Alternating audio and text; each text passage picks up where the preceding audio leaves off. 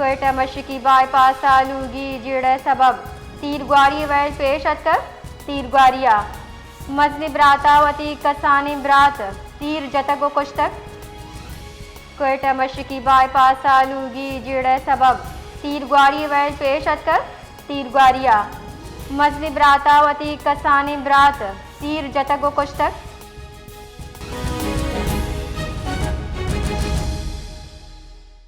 Quetta मशरकी bypass में घरेलू झगड़े के सबब फायरिंग का वाकया, फायरिंग के सबब एक शख्स जाँ बहक। इस हवाले से मजीद बता रहे हैं बिलाल फेरोज। जी बिलाल।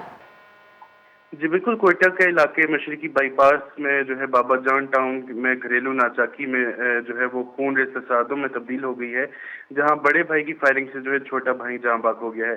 पुलिस के मुताबिक ये वाकया जो है घरेलू तनाज़े के बायस पेश है, जिस दौरान मुलजिम ने तैश में आकर जो है अपने छोटे भाई पर फायरिंग कर दी और छोटा भाई गोलियां लगने से मौके पर ही दम तोड़ गया।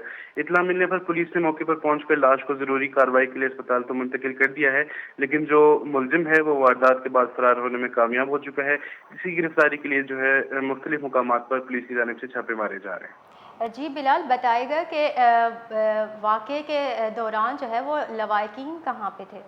जी बिल्कुल, लवाहिकीन भी उसी घर में थे और उनका कहना है कि जो है एक घरेलू नाचाकी के बायस जो है झगड़ा पेश आया, जिस दौरान जो है दोनों भाइयों में ये तर्ज कलामी हुई और फिर वो बात बढ़ते बढ़ते इस कदर बढ़ गई कि बड़े भाई ने जो है वो असला निकाल कर छोटे भाई पर फायरिंग कर दी।